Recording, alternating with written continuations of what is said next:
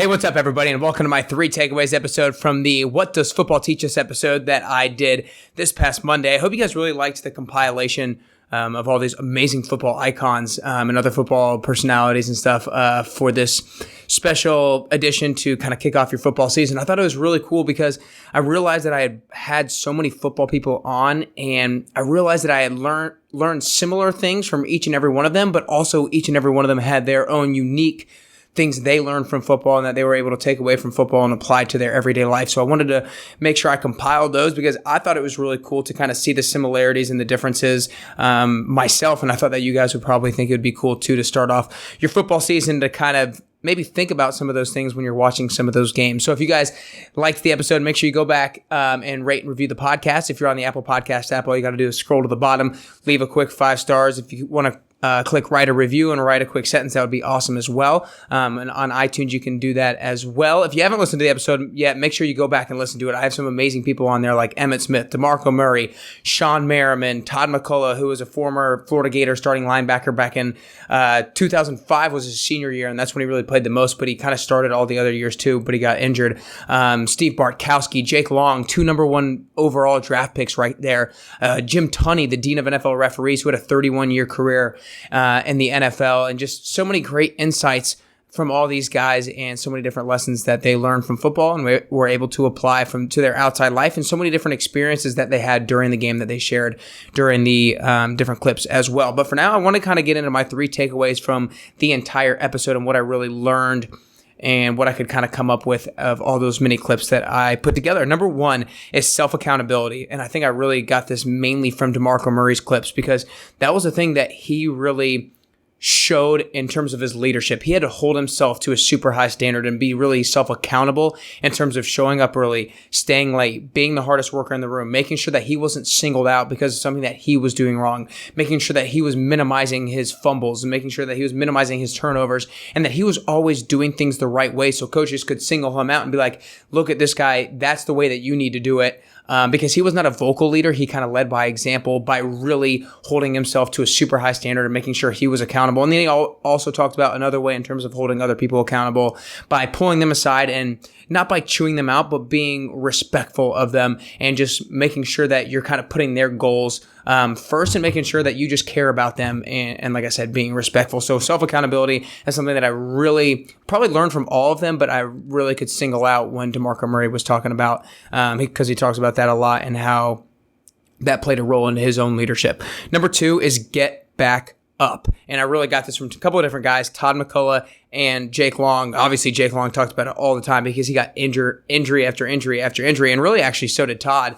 But Todd kind of talked about how the getting back up he learned in football, but really was able to apply into his everyday life as an entrepreneur, because as an entrepreneur, he got knocked down. And it took him really long to really figure out what his business is and how he wanted to pursue it and how he wanted to grow. And if he did not learn that lesson of continually getting back up as quickly as possible, then he wouldn't have been able to rebound during all his failures and every time he was trying to figure things out. And he was laid off from Merrill Lynch back when the economy crashed back in 2008, 2009. And so right when he was laid off, like literally the next day, he started passing out flyers to train people. And he didn't really have time to sit in a state of kind of misery or in a state of panic or in a state of feeling bad for himself and feeling bad under the circumstances. And Jake obviously talked about this a lot with all the injuries that he had. And he was like, every injury, I was just like, you know what? I got to get back. I got to rehab and I'm going to come back and I'm going to be the best. I just love that was his attitude every single time. He's like,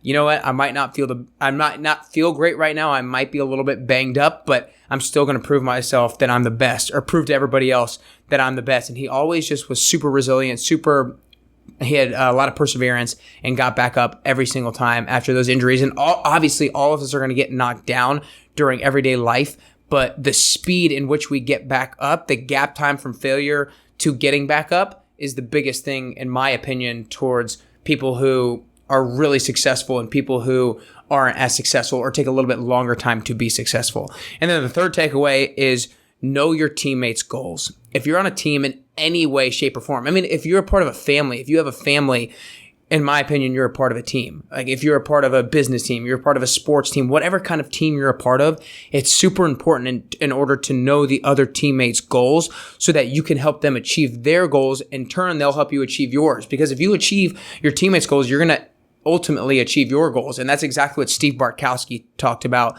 And that was kind of a huge realization, a huge mindset shift, a huge leadership shift for him after he kind of had this come to Jesus moment. Literally, like when he gave his life to Christ, he started to really be a servant leader, really making sure that he communicated with his teammates and asked them, what's your goals out of football? Like, what do you want out of this game? Like knowing what their struggles were and helping them in as best of way possible for him to help them achieve those goals. Because if he helped them achieve their goals, his goals were going to be achieved as well. So third one was know your teammates' goals. I have a bonus one, admit your mistakes, because I couldn't leave this one out because I loved it so much when Jim Tunney talked about it. Because as a referee, you're going to make mistakes. No matter who you are, you're going to make mistakes. But as a referee, you really get grilled on them. And he made a mistake in a particular game when he called somebody down when it really was a fumble, and he knew right away that it was a mistake. So he went up to the other coach and he was like, you know what? I screwed up. I'm sorry. And a few years later, that coach came back to him and was like, when you admitted your mistake, you disarmed me. I couldn't complain. I couldn't argue against you because you admitted it. And that was a huge lesson for him to take responsibility and take ownership for the things that you do wrong. It takes a lot of confidence in yourself to be able to do that. But if you take ownership for it, then you can actually start to do something about it, and you can disarm somebody else from, jumping on you first. If you just take ownership of it, you can start to do something about it, and you can start figuring out what you can do to make it better. But those guys are my 3 takeaways. Number 1, self-accountability. Make sure you hold yourself to a super high standard to lead by example, because you can't choose somebody else out, or you can't get on somebody else or try to hold somebody else accountable if you're not holding your own self accountable. Number 2 is get back up. Todd McCullough and Jake Long were epitomes of getting back up. After Todd got let off by Merrill Lynch, he immediately got back up and started handing out flyers to be a personal trainer. Jake Long, after injury, surgery after surgery, continued to get back up, continue to rehab, and get back on the playing field to prove that he was the best. Number 3 was know your teammates' goals. Steve Bartkowski, as a leader, felt one of his strengths was really making sure he communicated with his teammates to know what their goals were, because if he helped them achieve their goals, he was also going to achieve his goals because they were going to support him. And then that bonus was admit your own mistakes, because Jim Tunney talked about how important it was for him as a referee to take ownership and responsibility for the different things that he did wrong.